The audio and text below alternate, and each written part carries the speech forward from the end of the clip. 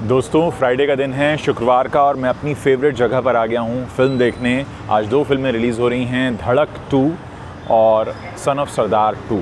तो मैं son of सरदार 2 फ़िलहाल देखने जा रहा हूँ और उसके बाद फिल्म देखने के बाद इसका रिव्यू करूँगा। देखते हैं कि सन ऑफ सरदार 2 में जो वादे किए गए हैं दर्शकों से वो पूरे होते हैं या नहीं। विजय कुमार अरोड़ा इसके निर्देशक हैं, अजय देवगन है इसमें, रवि किशन हैं, विद्यु दारा सिंह हैं। मुकुल देव की भी आखिरी फ़िल्म है, माफ़ कीजिएगा, पिछले दिनों उनका देहांत हो गया था और बहुत ही झटके वाली वो खबर थी। तो देखने वाली बात होगी कि आखिरी फ़िल्म में किस तरह की परफॉर्मेंस दी है, और साथ ही जो रवि किशन सरदार जी बनकर इसमें दिखने वाले हैं। आजकल वो अपने समोसा वाले बयान से काफ़ी पॉपुलर हो रहे हैं जो उन्होंने संसद में दिया है। समोसे का साइज़ निर्धारित होना चाहिए। एक तरफ लोग बातें कर रहे हैं अमेरिका ने जो हम पे टैरिफ लगाया उसकी, और रवि किशन को लगता है कि समोसे का साइज़ ज़्यादा इम्पॉर्टेंट है। खैर, हम यहाँ फ़िल्म का रिव्यू करेंगे। मैं अंदर जा रहा हूँ और फिर आपको बताता हूँ बाहर निकल कर कि मुझे इस फिल्म ने कितना आनंद दिया या बिल्कुल नहीं दिया। मिलते हैं थोड़ी देर।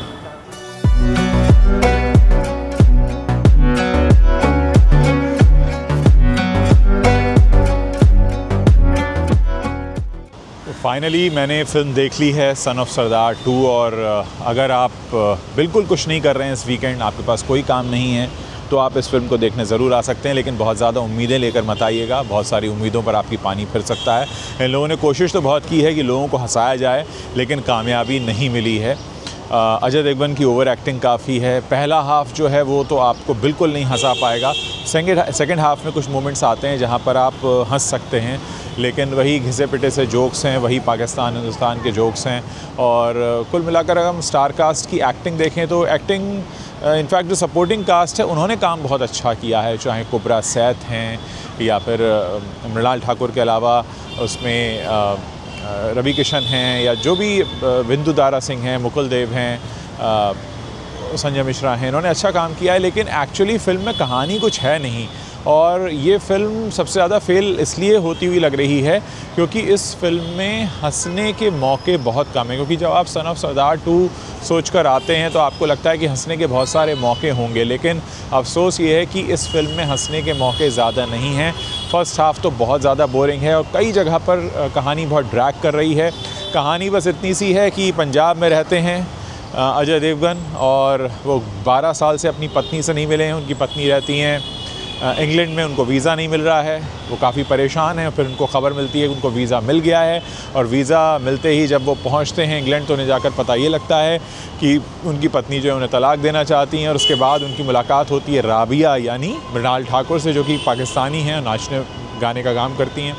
और उसके बाद उनकी लाइफ में भी कुछ तूफ़ान आया हुआ, और किसी तरह से अजय देवगन और राबिया यानी अजय देवगन और मृणाल ठाकुर मिल जाते हैं। और उसके बाद जो मृणाल ठाकुर की एक स्टेप डॉटर है उसकी शादी करानी है, जो जिनसे करानी है वो रवि किशन के बेटे हैं।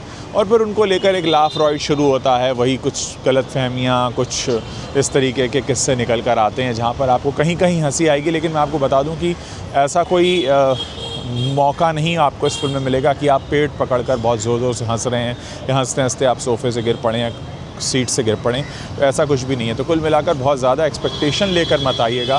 अगर ज़्यादा एक्सपेक्टेशन लेकर आप आएंगे तो फिर आपको निराशा हाथ लगेगी। लेकिन हाँ, अगर आपके पास वीकेंड पे कुछ भी नहीं है करने को और आपको लगता है कि आपको कुछ तो देखना है, तो आप ये ब्रेनलेस कॉमेडी है, इसको आप देख सकते हैं, इसका मज़ा ले सकते हैं। लेकिन एक बात बहुत हैरान करती है कि इतने सारे पैसे खर्च करके विदेशों में लेकर जाते हैं इतने बड़े बड़े क्रू को, और कहानी पर बिल्कुल ध्यान नहीं देते। कहानी बहुत बोरिंग होती है, और कुछ ख़ास मौके हैं जिन पर आप हंस सकते हैं, वो भी सेकेंड हाफ़ में आते हैं। फ़र्स्ट हाफ़ में इतने ज़्यादा कोई मौके नहीं है जहाँ पर आपको हंसने का मौका मिले। और एक सबसे ज़्यादा बात जो परेशान करती है कि आप एक फ्रेंचाइज़ी लेकर आए हैं सन ऑफ सरदार की, और लोगों को लग रहा है कि 2012 में जिस तरीके से फ़िल्म आई थी और हिट हुई थी और पसंद की गई थी, वैसा कुछ देखने को नहीं मिलता है। मैं आपको याद दिला दूं कि सन ऑफ सरदार 2012 में जब आई थी तो एक तेलुगु फ़िल्म है मर्यादा रमन्ना, जो कि एस.एस. राजमौली ने बनाई थी, तो उनकी फ़िल्म पर आधारित था ये, उनकी फ़िल्म का रीमेक बनाया था ये। और इस बार ऐसा लग रहा है कि कहानी ढूंढ रहे थे, कहानी मिली नहीं।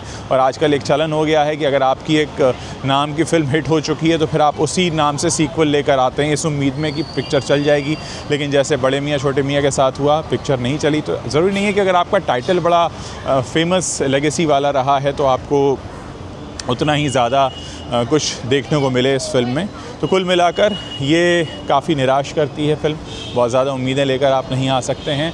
और अंत में रोहित शेट्टी भी दिखाई देते हैं इस फ़िल्म में। रोहित शेट्टी आते हैं, गाड़ी उड़ती है, पूछते हैं कि अरे मेरी गाड़ी किसने उड़ाई। अजय देवगन कहते हैं अरे रोहित तुम, और वो कहते हैं अरे सर आप, तू यहाँ क्या कर रहा है।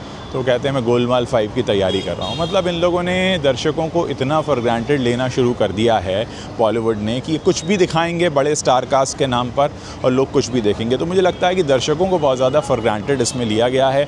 लेकिन फिर भी अगर आप चाहते हैं कि आप इस फिल्म को देखें तो मैं बिल्कुल ये सलाह दूंगा कि आप देखने आ सकते हैं, ये जानने के लिए कि अक्सर जब कोई फ़िल्म ख़राब होती है तो उसके ख़राब होने के लिए कौन कौन से फैक्टर्स रिस्पॉन्सिबल होते हैं, वो आपको इस फिल्म में देखने को ज़रूर मिलेगा। काफ़ी निराशा होती है। अजय देवगन जैसा स्टार जो करीब 35 सालों से फ़िल्म इंडस्ट्री में हैं और कहानी की इतनी सख्त कमी से जूझ रहे हैं कि उन्होंने ये जो फ़िल्म बनाई है ये अपने आप में इस बात को बता रही है कि उनके पास कहानी का कितना बड़ा अकाल है। काश कुछ अच्छे राइटर्स जिनको मौका मिलता, कुछ अच्छी चीज़ें, कुछ अच्छी कहानियाँ, इस पर ध्यान देने की बजाय कि वो अमेरिका में शूट कर रहे हैं या लंदन में शूट कर रहे हैं, इससे कहीं ज़्यादा ध्यान देने की ज़रूरत है कि कहानियाँ बहुत अच्छी हों। उम्मीद करते हैं कि कहीं ना कहीं ये मैसेज फ़िल्म मेकर्स तक ज़रूर जाएगा कि अब वो ज़माना चला गया है कि आप अपने दर्शकों को, जनता को कुछ भी दिखाएं और लोग कुछ भी देख लें। अब ये समय नहीं है। मृणाल ठाकुर की एक्टिंग मुझे ठीक ठाक लगी, कुबरा सैद भी ठीक ठाक हैं, दीपक डोबरियाल ने अच्छा काम किया है। लेकिन जब कहानी में दम ही नहीं होगा तो फिर आप क्या कर सकते हैं। कहानी अगर अच्छी होगी तो अच्छी एक्टिंग भी आपको पसंद आता है देखना, लेकिन कहानी नहीं होगी तो आप देखेंगे क्या। कहानी एक धागे की तरह होती है, मोती कितने ही अच्छे हों लेकिन अगर धागे में पिरोए नहीं जाएंगे तो फिर वो मज़ा नहीं देंगे। तो यही होता है। काफ़ी जगह पर ऐसा लग रहा है कि ज़बरदस्ती ड्रैग किया गया है, चीज़ों को ज़बरदस्ती बहुत खींचा गया है, सब लग रहा है। और कुल मिलाकर इससे कहीं अच्छी कहानी बन सकती थी, इससे कहीं अच्छा काम हो सकता था अगर कोशिश होती कि हाँ कुछ करना है, दिखाना है। लेकिन बड़े अफसोस की बात है कि इतनी बड़ी स्टार कास्ट को लाने के बाद, इतने महंगे शूट करने के बाद भी, अच्छा हुआ संजय दत्त इसमें नहीं है। संजय दत्त भी क्या ही कर पाते इस फिल्म में, क्योंकि जब कहानी नहीं है तो आप कितनी बड़ी स्टार को आप लेकर आ जाएं। कहा गया कि संजय दत्त का वीज़ा प्रॉब्लम हो गया था, इसलिए संजय दत्त वाला रोल रवि किशन को दिया है। लेकिन कहीं पर भी आप ये मानकर चलिए कि बहुत जगह तो फूहड़ हास्य है इनका, जिस पर हंसी भी नहीं आती कि अच्छा ये कोशिश कर रहे हैं हमको हंसाने की। तो बड़ी नाकाम कोशिशें हैं, खासकर फर्स्ट पार्ट में तो बहुत नाकाम कोशिशें हैं दर्शकों को हंसाने की। बहुत से ऐसे मौके हैं जहाँ पर लग रहा है कि हाँ ये चाहते हैं कि दर्शक हंसें लेकिन लोग हंसेंगे नहीं। तो एक कॉमेडी फिल्म के लिए सबसे बड़ा कहते हैं ना, सबसे बड़ा पॉइंट होता है वो यही होता है कि जब दर्शक ये कहें कि यार ये हमें हंसाना चाह रहे हैं और हमें इनकी हंसाने के जो मूवमेंट है इस पर हमें मज़ा नहीं आ रहा है। तो कुल मिलाकर अगर आप देखने आना चाहें देख सकते हैं। मैं कभी मना नहीं करता दर्शकों से कि आप ये फ़िल्म ना देखें, लेकिन हाँ ये फ़िल्म आपको बताएगी कि आखिर कितनी तरीके की फ़िल्में होती हैं जिनको लोग बनाने की कोशिश तो करते हैं लेकिन कहीं ना कहीं वो फ़िल्मों के जगह ख़ुद को बना रहे होते हैं। तो पता नहीं विजय कुमार अरोड़ा ने इसमें किसको बनाया है, फ़िल्म को बनाया है, लोगों को बनाया है, ख़ुद को बनाया है, कि ख़ुद को इस खुशफहमी में रखा है कि वो एक बहुत अच्छे डायरेक्टर हैं। फ़िल्म को हमेशा डायरेक्टर्स मीडियम माना गया है, लेकिन कुल मिलाकर ये फ़िल्म काफ़ी निराश करती है। फिर भी अगर आप लोग देखना चाहते हैं डेफ़िनेटली आइए, देखिए, ताकि कम से कम आपको ये पता लगे कि ख़राब फ़िल्में कैसी होती हैं। तो मैं इसे बिल्कुल भी अच्छी फ़िल्म तो नहीं कहूँगा, बहुत स्तरहीन है और बड़ा उबा देती है आपको, उबाऊ किस्म की फ़िल्म है। अगर आप में से किसी ने फ़िल्म देख ली है तो मुझे भी आप अपने रिव्यू बताइए, मैं आपके रिव्यूज़ पढ़ने का इंतज़ार कर रहा हूँ।